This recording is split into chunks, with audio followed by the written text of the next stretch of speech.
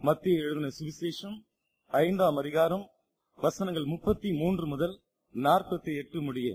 மொழிகள் என்று அழைக்கப்படுகின்ற மலை பிரசங்கத்தை நாம் தியானித்து வருகின்றோம். அது வெறும் மலை பிரசங்கம் மாத்திரமல்ல, பரலோக ராஜ்யத்தின் குடி மக்களது நடைமுறை வாழ்க்கை என்பதை நாம் அறிந்திருக்கிறோம். ஆங்கிலத்தில் it is a lifestyle of kingdom people. நான் தேவனுடைய ராஜ்யத்தின் மகனாக மகளாக இருப்பேனானால் என்னுடைய வாழ்க்கை இப்படிதான் இருக்க வேண்டும், எப்படியும் இருக்கலாம் என்றல்ல, இப்படிதான். கருமையானவர்களே, நம்முடைய பெரிய பலவீனம் ரட்சிப்பை நாம் சரியாக புரிந்து கொள்வதில்லை. ரட்சிக்கப்பட்ட உங்களுக்குள்ளும் எனக்குள்ளும் பரிசுத்தாவியானவர் செயல்படுகின்ற அற்புதமான கிரியையும் நாம் புரிந்து கொள்வதில்லை. அது மாத்திரமல்ல, இந்த உலகத்தினுடைய பலவிதமான சோர்வுகள் அல்லது பாவ தோல்விகளினாலே நாம் மனம் சலித்துக் கொள்ளுகிறோம் அல்லது சோர்ந்து போகிறோமே ஒழிய, நம்மை அழைத்த தேவன் உண்மையுள்ளவர், அவர் வல்லமையுள்ளவர், அவர் நம்முடைய வாழ்க்கையை அவருடைய கரத்தினாலே வல்லமையாய் எடுத்து பயன்படுத்த முடியும் என்கிற அந்த நோக்கத்தை கூட நம்ம இழந்துடுறோம். அதுதாங்க நம்முடைய தோல்வியினுடைய முதல் காரியம். We are defeated in our mind. ஏதோ ரசிக்கப்பட்டமா, இல்ல மதம் மாற்றம் ஆயிட்டமா, சரி இருக்கிற வரைக்கும் இருப்போம், போற வரைக்கும் போவோம், செய்யற வரைக்கும் செய்வோம். அப்படி இல்லவே இல்லை. தமிழ்ல அழகான பழமொழி சொல்றார், வல்லவன் கையில் புல்லும் ஆயுதம். வல்லவன் கையில். ஏன் அப்படி பார்க்க மாட்டேன்றீங்க? கடவுள் ஒரு அற்புதமான நோக்கத்துக்காக உங்களை என்ன ரட்சித்திருக்கிறார். நம்ம அற்புதமான புல்லா இருக்கலாம். புல்லுக்கு எந்த மதிப்பும் கிடையாது, எந்த ஆற்றலும் கிடையாது, இல்லைங்களா? எந்த திறமைய புல்லுக்கு என்னங்க திறமை இருக்குது? அப்படிதான் இருக்கிறோம், கரெக்ட். ஆனா அந்த புல்லு யார் கரத்துல இருக்குதுங்க? சர்வ வல்லவருடைய கரத்துல இருக்குது. இப்ப கடவுள் என்னை ஒரு நோக்கத்தோடு மீட்டு கொண்டிருக்கிறார். It's a great responsibility. குடும்பம் ரொம்ப நெருங்கின குடும்பம், இல்லைங்களா? அவர்களுக்கு எத்தனை பேருக்கு நம்முடைய வாழ்க்கை ஒரு சவாலாக இருக்குதுங்க. The nearest of the family. சும்மா நான் விசுவாசிக்கிறேங்க, நான் விசுவாசிதாங்க, நான் கடவுளுடைய பிள்ளைன்னு நீங்க சொல்றது பெருசு இல்லைங்க. உங்களுடைய வாழ்க்கை ஒளியாகவும் உப்பாகவும் உங்களோடு உரசி கொண்டிருக்கிறவர்களை மாற்றி இருக்குதா? மாற்றி இருக்குதா? அப்புறம் என்னத்துக்கு நான் கிறிஸ்தவன் சொல்லி என்ன பிரயோஜனம்? அப்படியே அந்த வட்டத்தை பெருசாக்கினா வாங்க. உங்களுடைய நண்பர்கள் என்கிற ஒரு வட்டம், உங்கள் நண்பர்களுடைய வாழ்க்கையில உங்களுடைய ஆவிக்குரிய ஜீவன் மாற்றத்தை கொண்டு வருகிறதா? கொஞ்சம் தூரத்து உறவினர், எத்தனையோ தூரத்து உறவினர், என்ன ஆண்டவரை அறியாமல் இருக்கலாம், அல்லது பேர் கிறிஸ்தவர்களாக இருக்கலாம், அல்லது பின்வாங்கி போனவர்களாக இருக்கலாம், எனக்கு தெரியாது. அவர்களுடைய வாழ்க்கையும் கூட கடவுள் உங்களோடு இணைத்திருக்கிறார். பூவோடு சேர்ந்த நாறு, நாருங்க, அது நாறு மனம் பெறும். நாருக்கு எந்த மதிப்பும் கிடையாது, ஒண்ணும் கிடையாதுங்க. அது நாறு தான் தெரியுத. அதான சொல்லி இருக்கிறான், பூவோடு சேர்ந்த நாறு மனம் பெறணும். ஏதாச்சும் மனம் பெற்றுக்குதா உங்களோட சேர்ந்து? தமிழ் பழமொழி சொல்றேன், இவெல்லாம் பெரிய பக்திமானுங்களா? இது சொன்னானுங்களா? இவனுங்கெல்லாம் பெரிய தேவதாசருங்களா? ஒண்ணுமே கிடையாதுங்க. அவனே இவ்வளவு தெளிவா பேசுறான். நம்ம சொல்லுகிறோம், ஆவியானவர் என் கூட இருக்கிறார் சார்னு. என்னப்பா சொல்ற? எல்லாம் தப்பு தப்பா சொல்லினே, தப்பு தப்பா செஞ்சினே, எனக்கு அப்படியே தலை வெடிக்கிற மாதிரி இருக்குதுங்க. we must be honest. அதுதாங்க, நான் மேற்கத்திய கலாச்சாரத்தில் எவ்வளவு குறைகள் உண்டுங்க. ஆனா அவன் கிளீனா சொல்லுவான், ஐயா எனக்கும் கிறிஸ்துவுக்கு எந்த சம்பந்தம் இல்லை, என்னை தயவு செய்து விட்டுருங்க.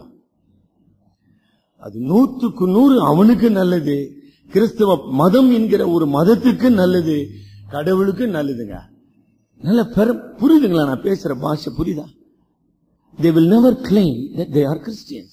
No brother, I am not a Christian. என்னை தயவு செய்து விட்டுருப்பா. அது மாதிரி சொல்லிட்டு உன் வழிய போயின்னு இருப்பான். உன்னை யார் வேணான்றா? Who will stop you? அந்த சிலுவை நாயகர் கூட அப்படி பார்த்துட்டாங்க இருப்பாரு. கவலைப்படாதீங்க. Nobody can stop you. You go your way. பேசுற நீ? உன்னை யாருக்கு நாங்க தடுக்கிறோம்? நீ கிறிஸ்தவன்னு சொல்றப்ப அங்கதாங்க ரொம்ப ரொம்ப தலைகுனிய வேண்டியதா இருக்குதுங்க. நான் திருச்சபையின் பேரை சொல்ல விரும்பல. திருச்சபை பேர் ஒரு பெரிய விஷயமே கிடையாதுங்க. நான் கடவுளுடைய பிள்ளைன்னு சொல்றப்ப பரிசுத்த ஆவியானவர் அதை எப்படி பொறுத்து கொள்ள முடியும்ன்றத நீ யோசனை பண்ணு. என்னங்க நம்ம சாட்சியா வாழ்ந்து கொண்டிருக்கிறோம்?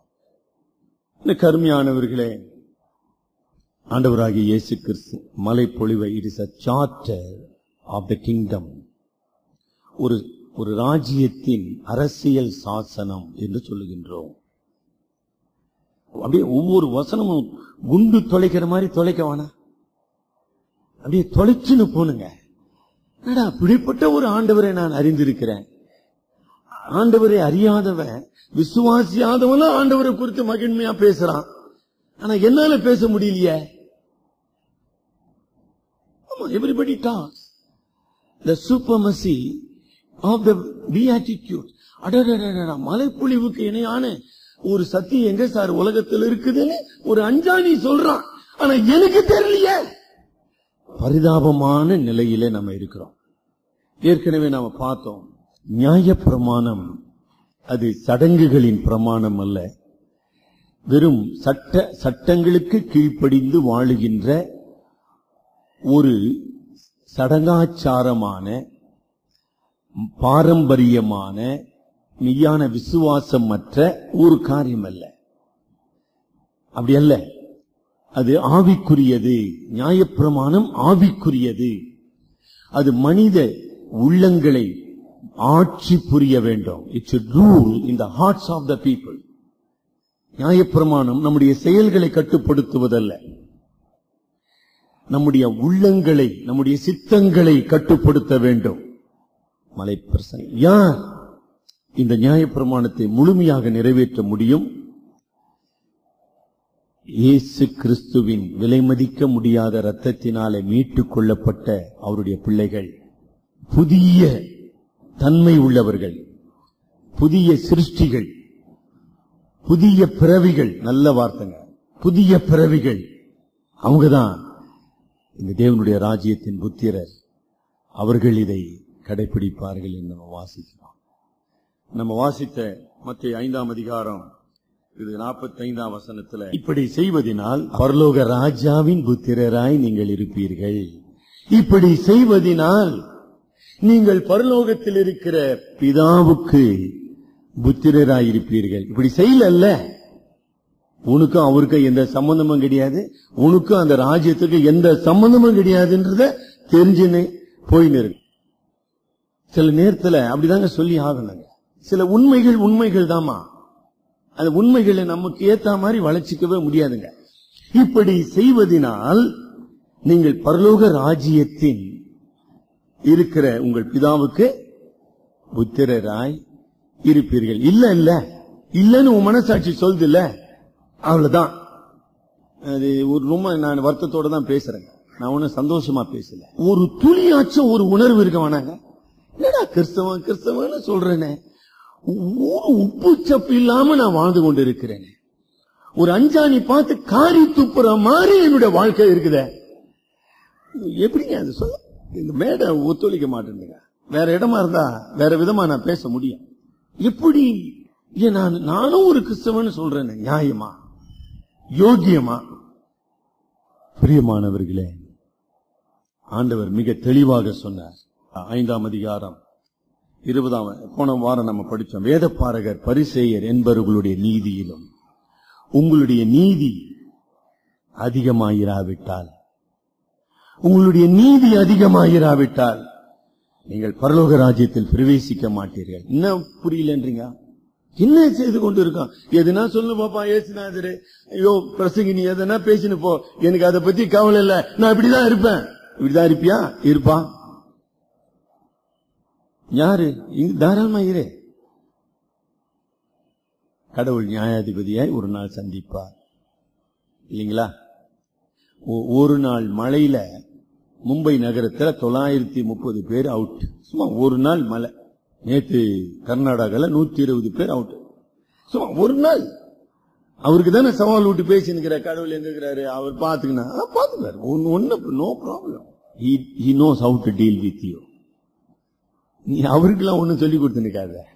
உன்னை எங்க கவனிக்கணும், உன்னை எங்க நிறுத்தணும், உன்னை எப்படி தட்டணும் எல்லாம் அவருக்கு தெரியும்.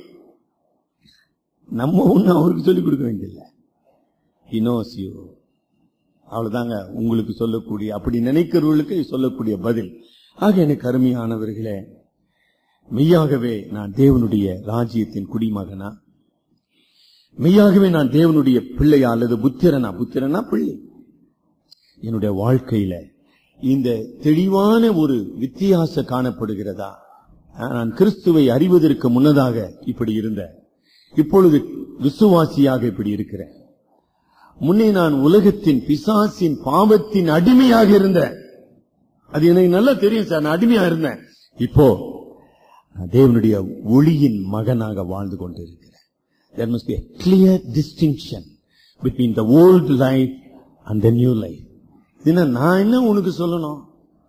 ஏங்க இப்ப நான் சொன்னாதான் உங்களுக்கு தெரியுமா? இதாங்க இது. ஒருத்தனுக்கு பார்வை இருக்குதா இல்லையான்னு பக்கத்துல இருக்கிறோம், நான் சொல்லணும்ப்பா. பார்வை எனக்கு இருக்குதா இல்லையான்னு நீங்களா சொல்லுங்க. எனக்கு தெரியும், வேணா கண்ணு தெரியுதா தெரியலையான்னு. You must know. ஓஹோ, இது தவறானது, இது தேவ ஆவிக்குரியதல்ல, இது பசுத்தத்துக்குரியதல்ல, இது தேவனுக்கு பிரியமானதல்ல. அதோட நமக்கு எந்த சம்பந்தமும் இல்லை. ஏன் சொல்ல மாட்டேன்ற? அங்கதானே இப்ப உட்காந்து குளிர் காஞ்சி நிக்கிற அந்த சொற்றோட புரியுதா? எது நமக்கு தேவையில்லையோ, எது நமக்கு ஆபத்தானதோ, எது நம்முடைய ஆன்மீக வாழ்க்கையை கெடுக்கிறது, அங்க போய் குளிர் காஞ்சி நிக்கிறோம். அப்புறம் எங்க நீங்க உருப்படுறது? இந்த தேவனுடைய ராஜ்யத்தின் பண்புகளை படித்துக் கொண்டு வருகிற நம்முடைய இதயத்திலே எழுப்பப்பட வேண்டிய கேள்வி, ஐயா, ஏன் நான் குடிமகனாக அல்லது தேவனுடைய பிள்ளையாக வாழவில்லை? அல்லது என்னுடைய வாழ்க்கையிலே உள்ள குறைகள் என்ன? மத்தேயு 5ஆம் அதிகாரம் 33 முதல் 48 வசனங்களுக்கு நிருபங்களிலே 2 பகுதியை உங்களோடு கூட சேர்ந்து நான் படிக்க விரும்புகிறேன். எபேசியர் 4ஆம் அதிகாரம் 22 முதல் 24 வசனங்களை நம்ம வாசிப்போம். இந்த வசனங்களின் ஒரு வியாக்கியானமாக தான் மத்தேயு 5ஆம் அதிகாரம் இருக்கிறது. அதாங்க அது எப்படின்னாங்கன்றதுதான் மத்தேயு 5ஆம் அதிகாரம் விளக்க கொடுத்தது. மத்தேயு 5ஆம் அதிகாரம் என்ன சொன்னதோ, ஆண்டவர் எதை பிரசங்கித்தாரோ அததான் பரிசுத்தாவியானவர் பரிசுத்த பவுல் அப்போஸ்தலன் மூலமாக எபேசு சபைக்கு சொல்லிக் கொண்டிருக்கிறார். ஒன்னும் வித்தியாசம் இல்லை. பழைய மனிதனை களைந்து போட்டு புதிய மனுஷனை தரித்துக் கொள்ளுங்கள். ரோமர் 8ஆம் அதிகாரத்துக்கு அதே உண்மை ரோமர் நிருபத்துல கொஞ்சம் வித்தியாசமா, இன்னும் கொஞ்சம் விளக்கமா நமக்கு சொல்லப்படுது. ஏன்னா அது விளங்கணும், முதலாவது விளங்கணும். ஆண்டவர் என்ன சொல்லுகிறார், எனக்கு அது விளங்குதா? ரோமர் 8ஆம் அதிகாரம் நம்ம 12-13. ஆகையால் சகோதரரே, பழைய ஆதாமின் பாவ இயல்பின் படி பிழைப்பதற்கு நாம் கடனாளிகள் அல்ல. பழைய பாவ இயல்பின் படி வாழ்ந்தால் அழிந்து போவீர்கள். உங்களுக்குள் இருக்கின்ற பரிசுத்த ஆவியினாலே பாவ சரீரத்தின் செயல்களை அழித்தால் கிறிஸ்துவுக்குள் வாழ்வீர்கள். 14. எவர்கள் இப்படி தேவனுடைய ஆவியினாலே நடத்தப்படுகிறார்களோ அவர்கள் பரலோக ராஜ்யத்தின் புத்திரராய் இருக்கிறார்கள். மாம்சத்தின்படி பிழைக்கின்ற ஒரு வாழ்க்கை, நமக்குள் அருளப்பட்ட பரிசுத்த ஆவியினாலே வாழ்கின்ற ஒரு வாழ்க்கை. ஆக இனி ரோமர் நிருபத்திலே பவுல் இப்படி பேசுகிறார். அங்க 11ஆம் வசனம் நீங்க படிப்பீர்களானால் அங்க சொல்றார், யாருங்க தேவனுடைய புத்திரர்? எவர்களுக்குள் ஆவியானவர் இருக்கின்றார் என்பதை பார்க்கும்போது 11ஆம் வசனம், இயேசுவை மரித்தோரிலிருந்து எழுப்பினவருடைய ஆவி உங்களில் வாசமாய் இருந்தால், கிறிஸ்துவை மரித்தோரில் இருந்து எழுப்பினவர் உங்களில் வாசமாய் இருக்கிற நம்முடைய வல்லமையுள்ள ஆவியானவராலே உங்களிலே சாவை கொண்டு வருகின்ற அந்த தீய செயல்களிலிருந்து உங்கள் சரீரங்களை உயிர்ப்பிப்பார். ஆமா, எனக்குள்ள இருக்கின்ற பாவ இயல்பு, பாவ பழக்கம், பாவத்தின் அடிமைத்தனம் எனக்குள்ளே சாவை தான் கொண்டு வர முயற்சி செய்து. ஆனால் பரிசுத்த ஆவியானவர் எனக்குள்ளே வாசம் பண்ணுகிறபடியினாலே அவர் என்ன செய்றாரு, இந்த சாவுக்கு ஏதுவான என்னுடைய, அங்க சரீரங்கள்ன்ற வார்த்தமா என்னுடைய இயல்புன்னு அர்த்தமா ஒரு ஓரமா எழுதி கொள்ளுங்க. நீங்களும் புது பைபிள் வாங்க போறது இல்ல, எந்த பைபிளும் வாங்க போறது இல்ல, நீங்க பைபிள் வாங்கினாலும் படிக்க போறது இல்ல. இப்படியேதான் சார் நாங்க இருப்போன்ற முடிவு பண்ணிட்டீங்க, என்ன பண்றது? அதனால ஓரமா எழுதிங்க. அங்க சரீரம் என்பது இந்த உடல் அவயவங்களை குறிக்கவில்லை, ஆன்ம குணங்களை குறிக்கிறது. ஆன்ம குணங்கள் என்ன? புத்தி, சித்தம், உணர்ச்சி, மனசாட்சி, இவைகளுக்குள்ளே ஆட்டி படைக்கின்ற இச்சை அப்படின்னு ஓரமா அப்படி எழுதி. புரிய மாட்டேங்க. நம்ம இதையே நினைச்சிருக்க, இது இல்ல. சாவுக்கேதுவான உங்கள் சரீரங்கள் என்பது இது இல்லமா. எதுவுமே நீங்க படிக்க போறது இல்ல இல்லையா? அதனாலதான் நான் சொல்லுகிறேன், டைம் தான் போயின்னு இருக்குது, வேற ஒண்ணும் இல்ல. We don't understand what flesh means. இல்லீங்களா? அதையும் 8ஆம் அதிகாரம் மேல சொல்றாரு விளக்கம். மாம்சனா என்னன்னு என்ன சொல்றாருங்க? மாம்சனா என்னன்னு 7ஆம் வசனத்துக்கு இப்ப மத்தேயு 5ஆம் அதிகாரத்துல படிச்சுன்னு இருக்கிற இல்லீங்களா? அந்த நியாயப்பிரமாணத்துக்கு கீழ்ப்படிய கூடாமலும் கீழ்ப்படியாமலும் கீழ்ப்படிய கூடாமலும் இருக்கிறது என்னுடைய மனம், என்னுடைய புத்தி, என்னுடைய ஆசை, என்னுடைய மனசாட்சி, எதுவுமே அதை விரும்புறது இல்ல. அதுதான் மாம்சம். இப்ப நம்ம மத்தேயு 5ஆம் அதிகாரத்துக்கு திருப்பி இந்த பகுதியை தான் ஆண்டவராகிய கிறிஸ்து விலக்கி கொண்டிருக்கிறார். ஒண்ணு புதுசு சொல்லல. அதாவது புதுசுன்னு சொல்லும் போது ரட்சிக்கப்பட்ட விசுவாசியின் காணப்பட வேண்டிய பரிசுத்தமாகுதல், sanctification என்று ஆங்கிலத்தில் சொல்கிறோம். Every newborn Christian should live a life of sanctification. பரிசுத்தமாக்கப்படுகிற ஒரு வாழ்க்கையில அவன் கடந்து சென்று கொண்டிருக்கிறான். அவன் எப்படி கடந்து செல்கிறான்? எதை அவன் செய்ய வேண்டும், எதை செய்யக்கூடாது, இப்படி செய்வதற்கு அவனுக்கு கொடுக்கப்பட்டுள்ள சிறப்பு அம்சங்கள் என்ன, சிறப்பு சிலாக்கியங்கள் என்ன, what are the special privileges he enjoys in Christ to live a new life. எல்லாம் அப்படியே புட்டு புட்டு புட்டு வைக்கிறாங்கன்னு சொல்றாங்க. அப்படி புட்டு வச்சுக்குதே. இந்த ஆராதனமா மிக சந்தோஷமான ஒரு ஆராதனையா நமக்கு இருக்கணும். ஏன் சொல்லுங்க? கடந்த மாதம் மாத்திரமல்ல, கடந்த வாரத்துல ஆண்டவர் எனக்கு இந்த பாவத்திலிருந்து, இந்த சோதனையிலிருந்து, இந்த தோல்வியிலிருந்து, அல்லது இந்த மன கஷ்டத்திலிருந்து கர்த்தர் என்னை விடுதலை ஆக்கினார். இன்னைக்கு என்னுடைய ஆவியில, என்னுடைய ஆத்மாவில நான் களி கூறுகிறவனாக, மரியாள் சொன்னது போல என் ஆவி என் கர்த்தராகிய ஆண்டவரில் களி கூறுகிறது. I rejoice in my Lord. ஏன்னா கர்த்தர் இந்த பாவத்தினுடைய அடிமைத்தனம், சாத்தானுடைய தாக்குதல்கள், உலகத்தினுடைய வஞ்சகம், இதிலிருந்து விடுவித்து என்னை அவருடைய பிள்ளையாக கொண்டாடி நிறுத்தியிருக்கிறார் சார். அடாடா, நான் இன்றைக்கு என்னுடைய ஆண்டவரை முகமுகமாக சந்திக்கிறேன். அப்படி இருக்க வேணா? அப்படி இருக்கிறீங்களா நீங்க? இன்னைக்கு என் ஆண்டவரை சந்தோஷமா நான் சந்திக்க வந்திருக்கிறேன். என் ஆண்டவர் விடுதலை, என் ஆண்டவர் வாழ்வின் ஆண்டவர், வெற்றியின் ஆண்டவர். அடாடா, அந்த ஆண்டவரை நான் தரிசிக்கணும் சார். அப்படி வந்தீங்களா? அப்படி இருக்குதா? உங்க மனசாட்சி இப்ப பேசினுக்குதா? உங்களுடைய மனசாட்சி இயேசு கிறிஸ்துவின் ரத்தத்தினாலே கழுவப்பட்டிருக்குதா? யோசனை பண்ணி, என்ன ஆராதனைனா? இது ஆராதனை விளக்கம் கொடுங்களேன். என்னது ஆராதனை? Encountering a holy God with a humble adoration and thanksgiving. What else? ஒரு மகிமையின் ஆண்டவரை அப்படி நேருக்கு நேர் சந்தித்து அவருடைய கிருபையை, அவருடைய இரக்கத்தை, அவருடைய மன்னிப்பை அப்படியே துய்த்து உணர்ந்தவர்களாக அப்படியே அணு அணுவா ரசித்து ருசித்து ஆண்டவரை துதிக்கவானா? அப்படி இருக்கணுமா? என்னத்தை இருக்கிறான்? ஒன்னும் சொல்றதுக்கு இல்லைங்க. கருமையானவர்களே, 5ஆம் அதிகாரத்தின் கடைசி பகுதியில நம்ம வேகமாக சொல்லி முடிக்க போகிறோம்.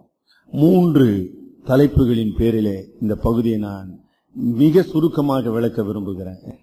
3 தலைப்புகளின் பேரிலே இதை நான் விளக்க விரும்புகிறேன். முதலாவது, நாம் ஏன் தோல்வியுறுகிறோம் என்பதற்கு சில காரணங்களை சொல்ல விரும்புகிறேன். விசுவாசிகளாக why we fail and how we fail, ஏன் நாம் தோல்வியுறுகிறோம்?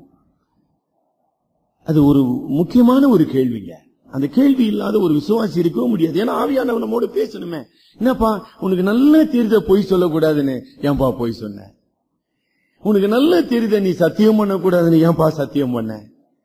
அப்ப எப்பெல்லாம் நம்ம தோல்வி இருக்கிறோமோ அப்பெல்லாம் நமக்குள்ள வர வேண்டிய கேள்வி, ஏன் நான் தோல்வியுறுகிறேன்? அந்த கேள்வி சாவுற வரைக்கும் நமக்குள்ள இருக்குனுங்களே. உங்களுக்குள்ள இருக்குதா? அதாங்க மனசாட்சியில பரிசுத்தாவியானவருடைய குரல், the voice of the spirit in the consciousness of man. உங்களுக்குள்ள இருக்குதா? அவர் பாவத்தை கண்டித்து உணர்த்துவார். இரண்டாவது கேள்வி, நான் விசுவாசியாக கடவுள் எனக்கு அருள் இருக்கின்ற ஆசீர்வாதங்களை மறந்தவனாக வாழ்ந்து கொண்டிருக்கிறேன். இந்த காரியத்துக்குங்கம்மா ஒரு நியாயமான பதில். ஆனா நம்ம யாரு மேலயும் பழி போடல.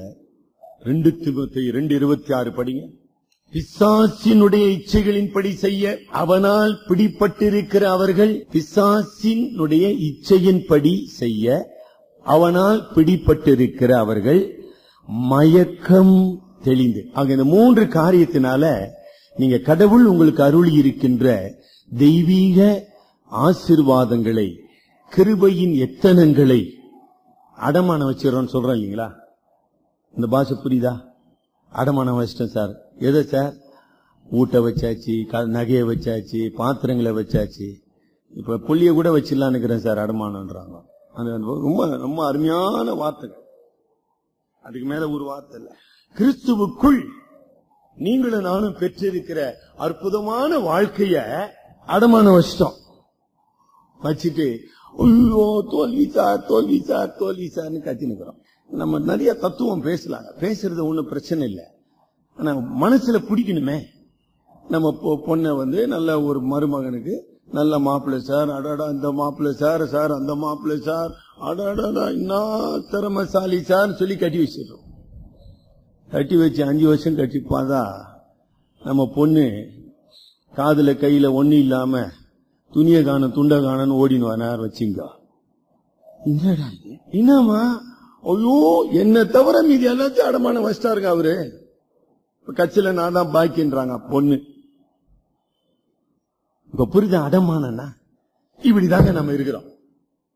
அப்படிதான் இருக்கிற. நீ சும்மா ஏமாத்திக்காத.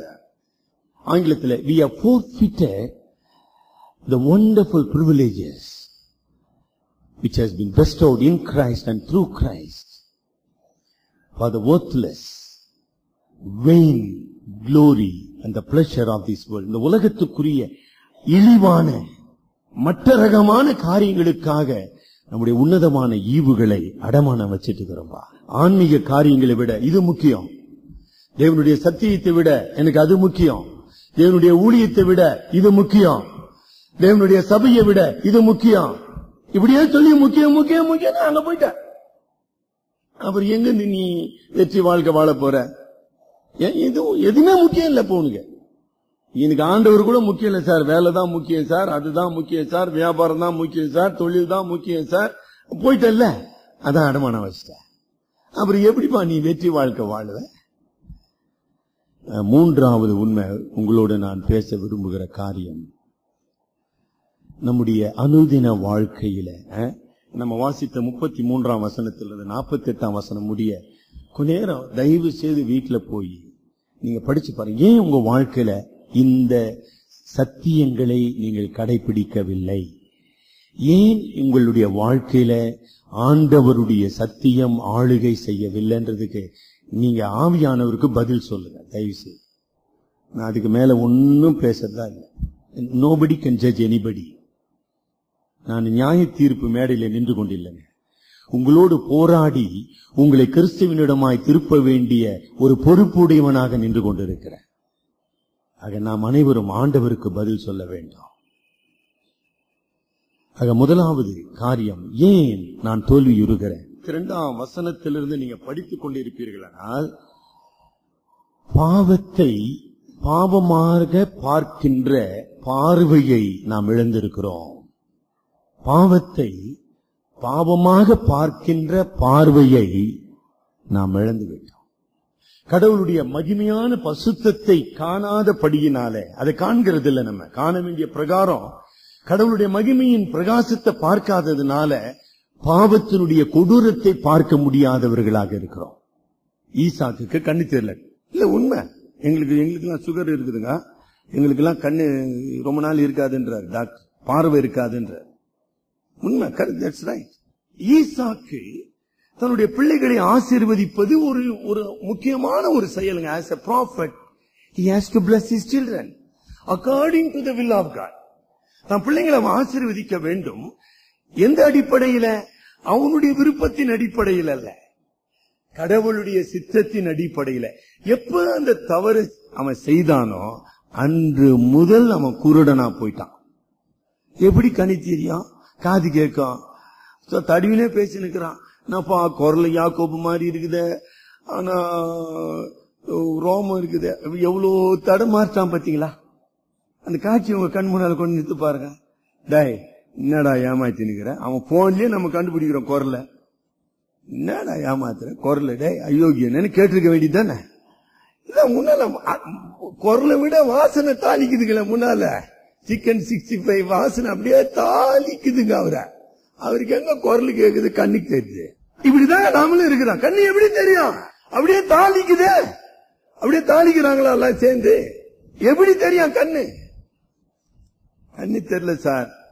இல்ல வாலிபர்லாம் கொஞ்சம் பேர் இருக்கிறாங்கன்னு நினைக்கிறேன் சபையில. இன்னும் பழமொழி அவங்களுக்கு தான் சொல்லிக்கிறாங்க, காதலுக்கு கண்ணி இல்லைன்னு. எப்படியோ பார்த்து தெரிஞ்சுங்கப்பா. கண்ணு தெரியாது, ஒண்ணுமே தெரியாதப்போ. ஏன்னா தாழ்ச்சி நடக்குதுங்க. கருமையானவர்களே, ஏலி தன்னுடைய வயதான காலத்துல பார்வை இழந்தவனாக பார்வை இழந்துட்டான். கடவுளுடைய சத்தமும் அவனுக்கு கேட்கப்படவில்லை. ஏன்?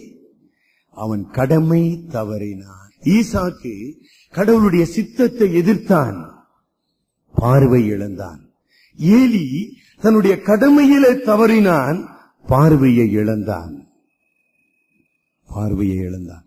சிம்சோன் துணிகரமான பாவத்துக்குள்ளாக சென்றான், அவன் கண்கள் பிடுங்கப்பட்டது.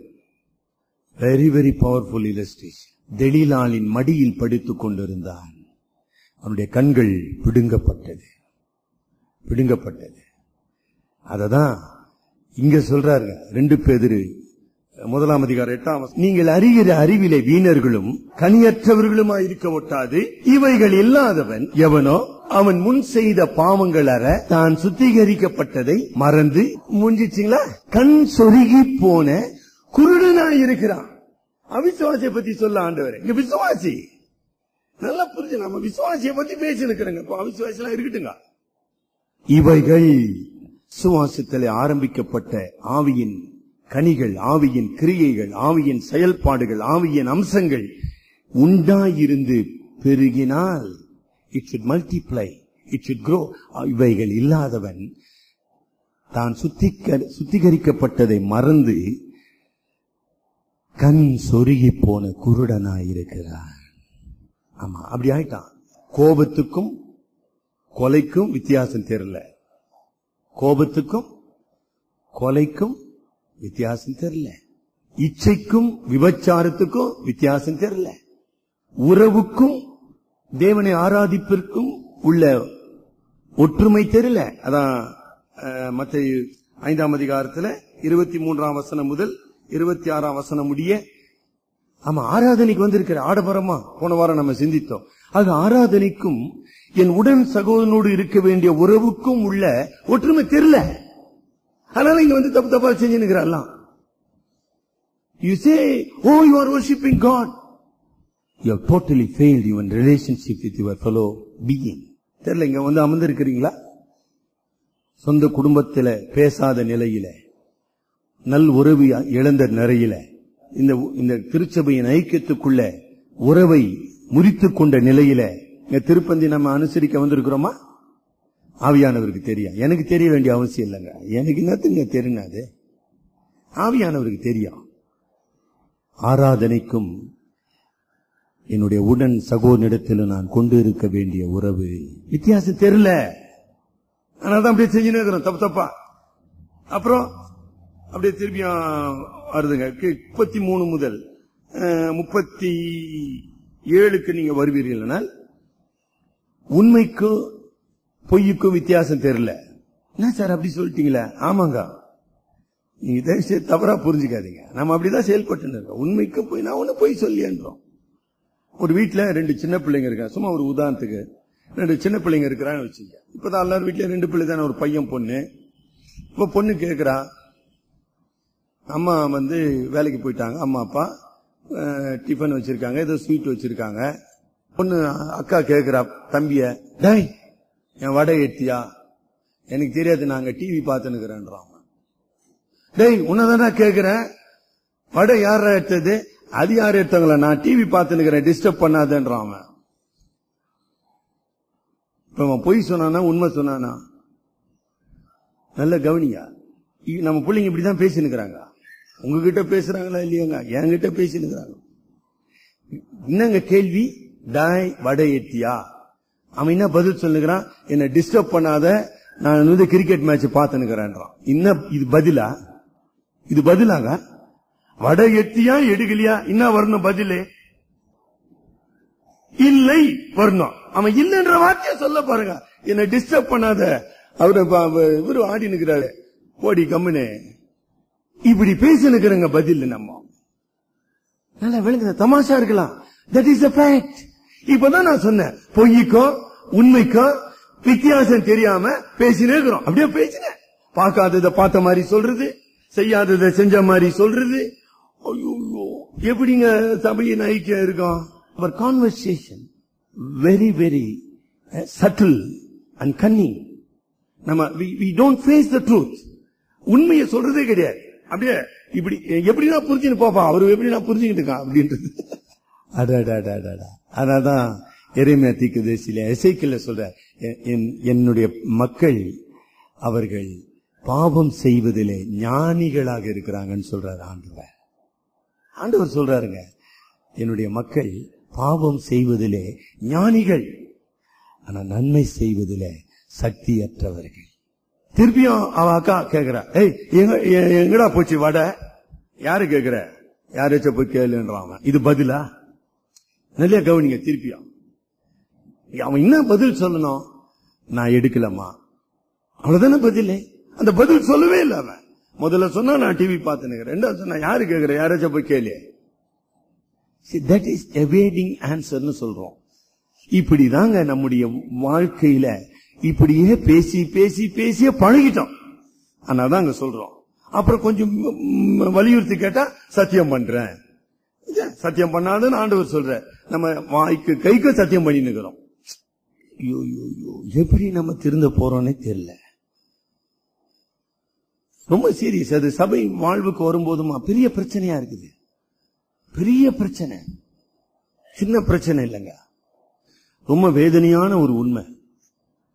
சபை ஊழியர்கள் மத்தியில வருக இந்த மாதிரி காரியங்கள் வரும்போது உள்ளதை உள்ளதென்றும் இல்லதை இல்லதென்று சொல்லுங்கள். சொல்ல மாட்டோம். அது அப்படிதான் சார், நீங்க எப்படி வேணா எடுத்துங்க சார், நான் இவ்வளவுதான் சார் சொல்ல முடியும், இப்படியே தான் சொல்லி இருப்போமே ஒழிய ஆமா இல்லை சொல்லவே மாட்டோம். அதாவது எங்க ஒரு பிரச்சனையில சிக்கி ஒரு விசாரணைன்னு வருதுன்னு வச்சுங்க, விசாரணை வரப்போது தெரிஞ்ச உடனே தப்பிக்கிற வழியை தான் பார்த்து நிற்போமே ஒழிய ரொம்ப பரிதாபமான கோழைத்தனம், கவர்ட்னஸ் சொல்லுவோம், கோழைத்தனம். அவ்வளவுதான். அததான் இங்க சொல்றேன். ஆக இப்படி செய்யாதப்பா அப்படின்னு சொல்றாருங்களா. அப்ப பார்வை சரியில்லை. 38 முதல் கிட்டத்தட்ட வசனங்களிலே நமக்கு உணர்த்தப்படுகின்ற உண்மை, நமக்கு யாராவது தீமை செய்தால் உடனே நம்ம பதிலுக்கு பதில் செய்ய முற்படுகிறோம். நம்முடைய ஒருவேளை நம்ம செயல்ல செய்யாம இருக்கலாம், ஆனா நம்முடைய மனதில அல்லது நம்முடைய வார்த்தையில அவங்களை கரைச்சி கொட்டுகிறாங்கன்னு சொல்றோம் பாருங்க, அப்படி செய்யறோமே. அதாவது தீமையை சகிக்க, துன்பத்தை சகிக்க நமக்கு மனமே இல்லை. உடனே பதிலுக்கு பதில். நமக்கு பேரு விசுவாசிங்களா? உன் தீவிரவாதிக்கு நமக்கு என்ன வித்தியாசம்? இல்ல என்ன வித்தியாசம்? எல்லாருக்கும் கண்ணு கொடுத்துக்கிறாங்கன்னு வச்சுங்க. எத்தனை பேரு உயிரோடு இருப்பான்னு தெரியலீங்களே. There is no difference in heart. தீவிரவாதி என்ன சொல்றான்? என்னை எதிர்க்கிறவனே அவன் உயிரோடு இருக்கணும், இல்லது நான் உயிரோடு இருக்கணும். ஆகவே நான் சாவதற்கு முன்னதாக அவனை நான் அழித்து விட வேண்டாம். அவனுக்கு பேர் தான் தீவிரவாதி. அதேதான் நீ நானும் செய்யறான். ஒருத்தர் ஒரு சின்ன காரியம் செஞ்ச உடனே அப்படியே பின்னிட்டு அவனை அப்படியே பின்னி அவனை அப்படியே குமிக்கிட்டு. இதுதாங்க ஏசுநாதற்குள்ள. இப்ப சிரிக்கிறீங்கல்ல, இப்ப தெரிஞ்சா எதுக்குடா பேசினுக்கிறோம்? எதுக்கு மத்திய 5ஆம் அதிகாரம் நமக்கு இப்படிதானே இருக்கிறான். கொஞ்சம் பொறுமையா இருப்பா. என்னப்பா அதுல சொல்லிட்டு போறான், சொல்லிட்டு போட்டுமே. உண்மைதானே. நான் சத்தியம், கடவுள் யார்? சத்தியபரர். நான் சத்தியத்தில் நிற்பேனால் அந்த சத்தியபரர் என்னோடு கூட இருக்கிறார். எவன் என்னோடு இல்லைன்னா என்ன? இப்போ I don't care, I don't bother whether anybody is accepting me or not, as long as the Lord is with me. இயேசுநாதர் அப்படிதான் சிலுவையில தொங்கினார். யாராச்சும் ஒருத்தர் அவருக்கு சாட்சி சொன்னாங்களா? இவர் உண்மை உள்ளவர், இவர் நீதி உள்ள தேவனுடைய குமாரன், இவர் மாசற்றவன். எவ்வளவு பேரு எவனாச்சும் ஒருத்தர் சொன்னா நான் இயேசுநாதருக்கு எவனும் சொல்லிய அவர் சிலுவையில அடிச்சானுங்க. பரவாயில்ல அடிங்கப்பா, Lord is with me. ஏன் நீ அப்படிங்க வரமாட்டேன்ற? என்ன புரிஞ்சுக்கிட்டோம் பைபிள்னே தெரியலங்க. நம்ம 2வது குறிப்புக்கு நம்ம வரலாம். அதாவது பாவத்தை பாவமாக பார்க்கிற தன்மைய நான் இழந்து கொண்டே வருகிறேன். அதாவது பார்வை இழக்கிறேன் இல்லீங்களா? as if we are losing sight ன்னு சொல்றேன் இல்லீங்களா? அதே மாதிரி பின்வாங்கி போகிறவனுடைய வாழ்க்கையில பாவத்தை பற்றிய உணர்வு, அறிவு அது தேய்ந்து கொண்டே போகிறது. அது மாத்திரம் இல்ல, அவனுடைய மனசாட்சி, அவனுடைய குற்ற மனசாட்சி தேய்ந்து கொண்டே போகிறது, மறுத்து கொண்டு போகிறபடினால அவன் மேலும் மேலும் மேலும் மேலும் அவன் துணிகரமாக பாவத்துக்குள்ளாக கடந்து செல்லுகிறான். அதிலிருந்து கடவுள் தாங்க காப்பாத்தலாம். நம்ம என்னங்க செய்ய முடியும்? 2வது நிலைக்கு நம்ம வருவோம். என்ன சார் 2வது நிலை? ஐயா எனக்கு நான் பாவம் செய்யறேன்னு தெரிஞ்சுங்கய்யா, கரெக்ட். ஆனா அந்த பாவத்திலிருந்து விடுதலை பெற நான் வாஞ்சிக்கிறேன். ஆனா பல முறை என்னால விடுதலை பெற முடியும். நான் வேகமா சில உண்மைகளை சொல்ல விரும்புகிறேன். ஒரு விசுவாசி பாவம் செய்வதற்கும் ஒரு அவிசுவாசி பாவம் செய்வதற்கும் உள்ள வித்தியாசம் உங்களுக்கு தெரியுமா? ஒரு விசுவாசி பாவம் செய்வதற்கும் ஒரு அவிசுவாசி பாவம் செய்வதற்கும் உள்ள வித்தியாசம் என்ன? வேகமா நான் படிக்கிறேன். ஒரு அவிசுவாசிக்கு முதலாவது பாவத்தை பற்றிய அறிவும் கிடையாது, உணர்வும் கிடையாது. சரியா? குறிப்பா மத்தேயு சுவிசேஷம் எடுத்துக்கொள்ளுங்க. இச்சையோடு பார்க்கிற பார்வைய எந்த ஒரு அவிசுவாசம் பாவம்னு ஒத்துக்குவானா? பாவம் அதை நிரூபிக்க முடியுமா? நிரூபிக்க முடியாது. You cannot convince him that he is a sin against the holy God. கடவுள் எங்கடாகிறாரு? மனசாட்சி என்னடாக்குது? என்னடா? ஒரு அவிசுவாசிக்கு பாவத்தை பற்றிய அறிவும் கிடையாது. அப்படின்னா என்ன சார்?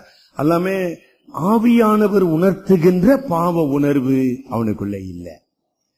ஆனா விசுவாசி ஆகிய உங்களுக்குள்ள எனக்குள்ளும் ஆவியானவர் இருக்கிறபடியினால பாவத்தை அவர் கண்டித்து உணர்த்துகிறவராக இருக்கிறார். அவனுக்குள்ளதான் ஆவியானவர் இல்லீங்களே. அவனுக்குள்ள ஆவியானவர் இல்லாதபடியினால இந்த குற்ற மனசாட்சி மறுத்து போய் குற்ற உணர்வும் அவனுக்குள்ள இல்ல. He doesn't even feel guilty. ஒரு அவிசுவாசிக்குள்ள அப்படி வரலாம், ஒரு விசுவாசிக்குள்ள அது வரலாம். சவுல் ராஜா, தாவீது ராஜா, சாலமோன் ராஜா, 3 பேருக்குள்ள இந்த பிரச்சனை இருந்ததுங்க. அவங்க 3 பேரும் வித்தியாசமான பாவங்களுக்கு அடிமைகளா இருந்தாங்க. சவுல் பகை என்கிற பாவத்துக்கு அடிமையா இருந்தான். தாவீது கண்களின் இச்சை என்கிற பாவத்துக்கு அடிமையா இருந்தான். சாலமோன் விக்கிரக ஆராதனை என்கிற பாவத்துக்கு அடிமையா இருந்தான். 3 பேரும் அந்த பாவத்தில் இருந்தானுங்க. பைபிள் படிச்சு பாரு. How is that? They lost the conviction of the Holy Spirit. உனக்குள்ள எனக்குள்ள வரலாம். இப்படி குற்ற உணர்வு இல்லாதபடியினால அவன் ஒரு அவிசுவாசி பாவத்தை அறிக்கை செய்ய மாட்டான். Neither he will acknowledge his sin nor he will confess his sin. ஒரு அவிசுவாசி நான் பாவம் செய்தேன்னு மனுஷர்கிட்டயும் சொல்ல மாட்டான், கடவுள்கிட்டயும் சொல்ல மாட்டான். கடவுளின் பத்தி தெரிஞ்சாதானே சொல்றதுக்கு. கடவுள் தான் கண்ணு முன்னு கம்முனுக்கிறாரு. உக்கார் புள்ளியார் உக்காருனா உக்கார்றாரு, எந்திரிக்கிறாரு, கணத்துல போட்டா போயிடுறாரு கம்முன்னு. என்னங்க பிரச்சனை? No problem. ஆனா நீயும் நானும் விசுவாசியா இருப்போமானால் கடவுள் சிற்றை என்கிற ஒரு கோலை கொண்டு நம்மை உணர்த்தி நம்மை அறிக்கை செய்வார். விசுவாசியாக நீயும் நானும் பெற்றிருக்கிற ஒரு அது டிசிப்ளினிங் கிரேஸ், என்னை சிட்சிக்கும் கிருபை. ஆண்டவர் உங்களுக்குள்ளே கிரியை செய்தாரா? இந்த சிட்சிக்கும் கிருபை இருக்குதா? எதுக்குப்பா? நான் மனம் திரும்ப வேண்டும். அந்த அவிசுவாசி மனம் திரும்ப மாட்டான். அவனுக்குள்ள அறிவு இல்ல, உணர்வு இல்ல, ஆவி இல்ல, அறிக்கை இல்ல, மனம் திரும்புதல் இல்ல. ஆனா உனக்குள்ள நீயும் கொஞ்ச நாள் அப்படி இருக்கலாம். ஆனா ஆவியானவர் உன்னை உணர்த்துவார், உன்னை சிட்சிப்பார், உன்னை மனம் திரும்ப செய்வார். நீ மனம் திரும்ப செய்து நீ அறிக்கை செய்வாய். தாவீதை போல 51ஆம் சங்கீதத்தை, தேவனே என் அக்கிரமம் நீங்க என்னை கழுவி அருளும், என் பாவம் மற என்னை சுத்திகரியும். கதிருவ உன்னை யாரும் சொல்ல வேண்டிய அவசியமே கிடையாது. ஆனா அவிசுவாசி அதை செய்ய மாட்டான். ஆகவே அவனுக்கு மன்னிப்பும் இல்ல, மனம் திரும்புதலும் இல்ல, சுத்திகரிப்பும் இல்ல, ஒன்னும் இல்ல. அப்படியே பாவத்தோட போக வேண்டித்தான். ஆனா ஒரு விசுவாசி அவன் உணர்த்தப்பட்டு மனம் திரும்பி சுத்திகரிக்கப்பட்டு தாவீதை போல, தேவனே உம்முடைய ரட்சணீய சந்தோஷத்தை எனக்கு திரும்ப தாராம் என்று சொல்லி அவன் கடவுளோடு ஒப்புரவாக்கப்பட்டவனாக மறுபடியும் தேவனை அவன் துதிப்பான். நீ அப்படி இருக்கிறியா? சரி, அது இரண்டாவது குறிப்பு. கடவுள் எப்படி சார் விசுவாசிகளாகி உங்களோடு என்னோடு கூட உறவாடுகிறார்? பரிசுத்த ஆவியானவருடைய உணர்த்துதலின் மூலமாக, சிற்றையின் மூலமாக, ஒப்புரவாக்குதலின் மூலமாக. நல்லா கவனிச்சுனே வரணும். ஒவ்வொரு வார்த்தையும் பெரிய பெரிய வார்த்தை. ஆக இந்த மாதிரி திருப்பந்திக்கு வரும்போது இத்தனை we must come under all this process. சும்மா ஆண்டவர் திருப்பந்தி வச்சாரு, வாசிக்க போறோம். அவனவன் தன்னைத்தானே நிதானித்து பார்க்க கடவன், முன் யோசனையின்றி தன்னைத்தானே சோதித்து பார்க்காமல் இதிலே புசிக்கிறவன் பானம் பண்ணுகிறவன் அவன் தேவனுடைய நியாய தீர்ப்புக்கு உள்ளாக்கப்படுவான். எச்சரிப்பு இருக்குதுங்களே. விசுவாசிகளுக்கு தான் அந்த எச்சரிப்புங்க, அவிசுவாசிகளுக்கு அதுக்கு சம்மதமே கிடையாது. சரிங்களா? மூன்றாவது குறிப்புக்கு நம்ம உண்மைக்கு வருவோம். என்ன சார் மூன்றாவது உண்மை? கிறிஸ்துவுக்குள் நான் பெற்றிருக்கிற தெய்வீக நன்மைகள் அல்லது சிறப்புரிமைகள். 45ஆம் வசனத்தில் நம்ம வாசித்த வண்ணமாக, நீங்கள் பரலோகத்தில் இருக்கிற பிதாவுக்கு புத்திரராய் இருக்கிறீர்கள். இது ஒப்பற்ற ஒரு சாக்கியம். ஆக நான் தேவனுடைய பிள்ளையாக இருக்கிறபடியினாலே தேவனோடு உறவு கொண்டிருக்கிறேன். பெரிய உறவுங்க அது இல்லையா? I have a relationship with the living God. ஜீவனுள்ள தேவனோடு கூட உறவு கொண்டு இருக்கிறேன். இந்த உறவின் அடிப்படையில எனக்கு வரக்கூடிய சோதனைகள், அது எப்பேற்பட்ட சோதனையா இருந்தாலும் சரி, அதை நான் மேற்கொள்ள முடியும். ஏன் மேற்கொள்ள முடியும்?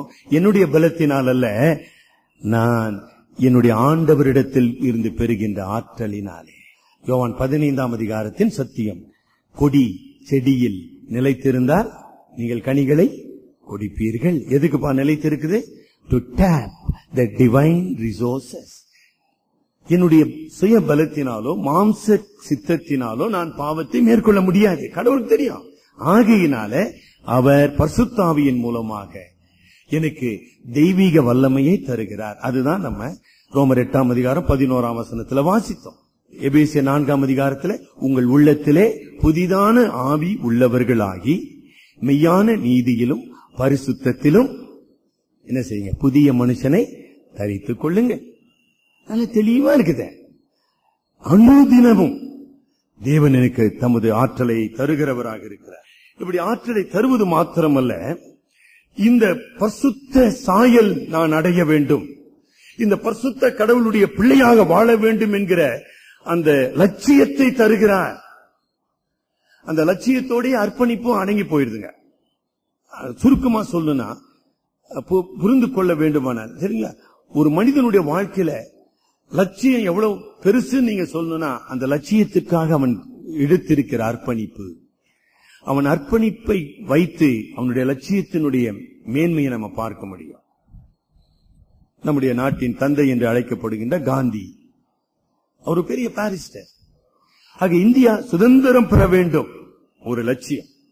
அந்த லட்சியத்துக்காக தன்னுடைய வாழ்க்கையை முழுமையாக அர்ப்பணித்தார். ஆக அந்த லட்சியத்தினுடைய விஸ்தாரம், the greatness of his goal can be seen by the commitment he makes to achieve the goal. ஆக பரிசுத்தம், பரிசுத்த சாயல், தேவனுடைய சாயலுக்கு ஒப்பாக மறுரூபமாகுதல் என்கிற உயர்ந்த லட்சியத்துக்கு நீ உன்னை ஒப்பு கொடுத்திருப்பாயானால் அதற்காக நீ கொடுக்கிற விலை கிரயம் என்ன? விலை கிரயம் என்ன? அந்த கிரயம் தான் உன்னுடைய லட்சியத்தினுடைய உண்மையை இந்த உலகத்துக்கு புகட்ட வேண்டும். அப்படிப்பட்ட பரலோக பிதாவினுடைய பிள்ளையாய் நான் இருக்க வேண்டுமானால் நான் உள்ளது உள்ளதென்றும் இல்லது இல்லதென்று சொல்லுவா. அதுக்கு மிஞ்சினதெல்லாம் தீமை. வேணப்பா, இவ்வளவுதாங்க மேட்டர், இதான் உள்ளது இதான் இல்லது, போயினே I am willing to bear the cost. மறுக்கண்ணத்தை காட்டுன்னு 39ஆம் வசனத்துல போட்டிருக்குது. 39ல என்னங்க மறுக்கண்ணத்தை காட்டுது? அதனுடைய அர்த்தம் என்ன? யூத சமுதாய வாழ்க்கையில ஒரு மனிதனை திட்டுவது தவறுங்க. ஒரு மனிதனை தேவையில்லாம ஒருத்தன் அடிச்சான்னு வச்சுங்க, அவன் மேல நீதிமன்றத்துக்கு கொடுக்கலாம், வழக்கு தொடுக்கலாம் அவன் மேல. ஏண்டா என்ன அடிச்ச, என்ன அவமானப்பட, நடு ரோட்ல என்ன அவமானப்படுத்திட்டேன்னு அர்த்தம் அது இல்லீங்களா? அவமானம், நிந்தை இல்லீங்களா? நான் உனக்கு தவறு செய்யல, நான் உனக்கு தீமை செய்யல, ஆனா நீ அவமானம். ஆகவே வழக்கு மன்றத்துக்கு போலாம். ஆனா ஆண்டவர் என்ன சொல்றாரு, நீ வழக்கு மன்றத்துக்கு போகாத, முதலாவது அந்த அவமானத்தை பொறுத்துக்கொள். அவமானத்தை பொறுத்துக்கொள் மாத்திரமல்ல, மறு கண்ணத்தையும் காட்டினா நிந்திக்கப்பட உன்னை ஒப்புக்கொடு. எங்க போயிட்டார் ஆண்டவர்? முதலாவது பொறுத்துக்க மாட்டோம் சொல்ல அவரு. நல்லா கவனிக்கணும். ஒருவன் உன்னை ஒரு கன்னத்தில் அறைந்தால் நீ மறு கன்னத்தை காட்ட வேண்டுமா? சுருக்கமா சொல்லிடுறோம், ஆனா அதனுடைய உண்மை இதுதான். உன்னுடைய உரிமையை, சட்டப்பூர்வமான உரிமையை விட்டுக்கொடு. நிந்தை, பழி, அவமானம், பாடு சுமந்து கொள்வா. அதே மாதிரிதான் அடுத்த 40ஆம் வசனத்துல உன் அங்கியை அவனுக்கு கொடுத்து விடுப்பா. அதாவது அவசரத்துக்கு நம்ம சொல்றோம் இல்லைங்களா, இன்னைக்கெல்லாம் பேங்க் எல்லாம் இருக்குதுமா, இருக்குது. அன்னைக்கு அப்படி கிடையாதுங்க. அப்போ ஒரு ஏழை யாராச்சும் சார் அவசரத்துக்கு கைக்கு பணம் வேணும் சார்னா என்ன பண்ணுவாங்க, அவங்களுடைய மேல் ஆடைய கொண்டாந்து அடமான மாதிரி வைப்பாங்க. நீங்க இது யாத்ராகமம் 20ஆம் அதிகாரம், யாத்ராகமம் 22-24 நீங்க வாசிக்கலாம். அப்ப நீங்க அந்த மாதிரி ஒருத்தங்கிட்ட அந்த மேல் ஆடைய வாங்கிட்டு காசு கொடுத்துட்டீங்க, கடன். இப்ப அவன் சாயங்காலம் வரான், விடியா மரியாதையா, என்னப்பா பணம்? என்ன பணம் கொடுத்த? யார் சாட்சி? பயா சத்தான். நான் உங்ககிட்ட பணம் இல்லையா? இப்படி எல்லாம் பேசினுக்கிறான்னு வச்சுக்கா. இப்படிதான் பேசுறாங்க இல்லையா இன்னைக்கு? அப்ப என்ன சொல்றாரு ஆண்டவரு, அவன் மேல வழக்கு போடாதப்பா, அவனை போய் பஞ்சாயத்துல நிறுத்தாத, அவனுக்குரியது திருப்பி கொடுத்து விடு. புரியுதுங்களா? அவனை மன்னித்து விடு. இப்படி மன்னிப்பதனால உனக்கு வருகிற நஷ்டத்தை ஏற்றுக்கொள். அதான் அங்கியை கொடு என்று சொல்வது. நீ ஏற்கனவே கடன் கொடுத்திருக்க, அவன் கடனை திருப்பி கொடுக்கல, கடனை கொடுக்குவதற்கு பதிலாக அடமானம் வைத்த பொருளை திருப்பி கேட்கிறான், அதையும் கொடுத்துடு. ஆகவே நஷ்டத்தை ஏற்றுக்கொள். ஏன்? பரலோக ராஜ்யம் உனக்கு சொந்தமானது. பரலோக ராஜ்யத்துல பொக்கிஷங்களை சேர்த்து வை. அடுத்தது என்ன சொல்றாரு, இன்னொரு மைல் தூரம் நட. ரோம போர் வீரர்கள் தாங்கள் இருக்கின்ற இடத்துல எல்லா ஜாதிகளையும் அடிமைகளாக நடத்தினாங்க. ஆக ரோம போர் வீரன் ஒரு சுமையை ஒருவன் மீது வைத்து அவனை ஒரு மைல் நடக்க சொல்லணும். எல்லா இடத்துல நடக்கணும். ஆண்டவர் சொல்றார், அவனோடு கூட 2 மைல் நட. ஏன்பா நடுமைல் நடக்கிறனா, பரலோகத்தின் சக்கரவர்த்தி சொல்லுகிறாருப்பா, உங்க சக்கரவர்த்தி சொல்லுகிறாரு 1 மைல் நடக்க சொல்லி. ரோம சக்கரவர்த்தி சொல்லுகிறாரு, அடிமையாகிய நான் 1 மைல் சுமக்கணும்னு. பரலோகத்தின் சக்கரவர்த்தி சொல்லுகிறாரு 2 மைல் நடக்கும். ஓஹோ, அவரு ஒத்துருக்கிறாருங்களா? தெரியாத போச்சுங்களே. ஆமா இருக்கிறாருங்க, அவர் நியாயம் விசாரிப்பாருங்க. எப்படி இருக்குது பாத்தீங்களா? ரொம்ப எளிமையா இருக்குதுங்க ஆண்டவருடைய வார்த்தை. ஆனா எவ்வளவு ஆழமான உண்மைகள். சட்டம் இது சொல்லுது, நான் அதை விட அதிகமா உனக்கு செய்யறேன்பா. ஒரு முதலாளியாக சட்டம் உனக்கு, தொழிலாளியாக உனக்கு இதுதான் கொடுக்கணும்னு சொல்லுது. 20% போனஸ் இல்ல, நான் இத்தனை % போனஸ் நான் உனக்கு கொடுக்கறேன். ஏன்னா பரலோகத்தின் சக்கரவர்த்தி சொல்றார், அப்படி செய்ப்பாங்க. எதுக்குங்க இதெல்லாம் செய்யணும்? முடிச்சிடலாம். கடன் கொடு, கடன் கேட்கணும், கடன் இல்லைன்னு சொல்லாத. அப்புறம் அயலானை நேசி, பகைவனை சத்துருக்களை பகைப்பாயாக என்று 43ஆம் வசனத்துல சொல்லப்பட்டது. அது நியாயப்பிரமாணம் கிடையாது. நான் உங்களுக்கு சொல்லுகிறேன், உங்கள் சத்துருக்களை சிநேகியுங்கள். அட, எவ்வளோ பெரிய விஷயம். ஏன் நான் நேசிக்க வேண்டும்? என்னுடைய பரமபிதாவுக்கு நான் சத்துருவா இருந்தேன். என்னுடைய அன்பின் தெய்வத்துக்கு நான் ஒரு சண்டாள பாவியா இருந்தேன். பரிசுத்த கடவுளுக்கு நான் ஒரு எதிரியாக வாழ்ந்து கொண்டிருந்தேன். இந்த கடவுள் என்னை மன்னித்துக் கொண்டே இருக்கிறார். அவரு என்னை மட்டும் தான் மன்னிக்கிறாரு. அது 45 வசனம் பின்ன வாங்க படிங்க. மகன் பரமபிதா அப்படி இருக்கிறாருங்க. அநீதி உள்ளவர்கள் மீது, எதிர்க்கிறவர்கள் மீது, கொடுமை செல்லுகிறவர்கள் மீது அவர் நீடிய பொறுமை உள்ளவராக இருக்கிறார். நான் அப்படி இருக்கிறேன் சார். இந்த கருமையானவர்களே, ஏங்க இந்தியாவில் கிறிஸ்தவம் வளரவில்லை? நம்ம ஆண்டவருடைய எந்த கட்டளையும் நிறைவேற்றவில்லை. எப்படி சார் கிறிஸ்தவம் வளரும்? புத்த மதம் உலகமெங்கும் வளர்ச்சின்னு சொல்லலாம், இன்னைக்கும் இருக்குதுன்றான். ஏன்பா வளர்ந்தது? ஒரு செத்து போன புத்தருடைய உபதேசங்களை அந்த புத்த மதத்தை சேர்ந்தவங்க கடைபிடிச்சாங்க. ஆனா உயிருள்ள தெய்வமாகிய கிறிஸ்துவனுடைய சத்தியங்களை நீங்களும் நான் கடைபிடிக்க விரும்பல. ஆக கிறிஸ்தவம் வளராது, சுவிசேஷம் பரவாது, தேவனுடைய ராஜ்யம் கட்டப்படாது. புரியுதுங்களா? இனிமேலே இப்படிப்பட்ட மேடிய பிரசங்கங்களினாலும் அற்புத அடையாளங்களினாலும் சபை வளராதுங்க. மலை பிரசங்கத்தை கடைபிடிக்கிற மனிதர்களாலே தான் தேவனுடைய ராஜ்யம் வளர முடியும். தலைவனை ஜெபிப்போம். ஆவியானவர் நம்மோடு பேசினாரா? எத்தனை காரியங்களிலே நான் குறைவுள்ளவனாக இருக்கிறேன். அப்படியே பட்டியலிட்டு பாருங்க. இவை அனைத்தையும் ஆண்டவர் அறிந்திருக்கிறார். என் மனசாட்சியே சொல்லுது நான் ஒரு பாவின்னு. அப்ப பரிசுத்த ஆவியானவர் எவ்வளவு அதிகமாக அதை சொல்ல முடியும்? நான் ஒரு ஒளியின் பிள்ளையாக இந்த உலகத்தில் வாழ்கிறேனா?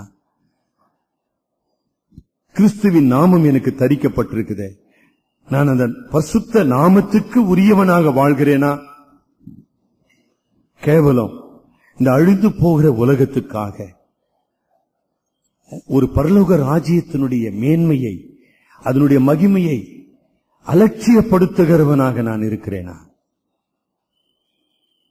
இந்த உலகமும் அதன் மேன்மையும் அழிந்து போகும், என் வார்த்தைகளோ அதன் எழுத்தின் ஒரு உறுப்பாகிலும் அழிந்து போவதில்லை என்று ஆண்டவர் சொல்லி இருக்கிறார். நாம் யாருக்காக இந்த உலகத்தில் வாழ்ந்து கொண்டிருக்கிறோம்? கிறிஸ்துவுக்காகவா அல்லது நமக்காகவா?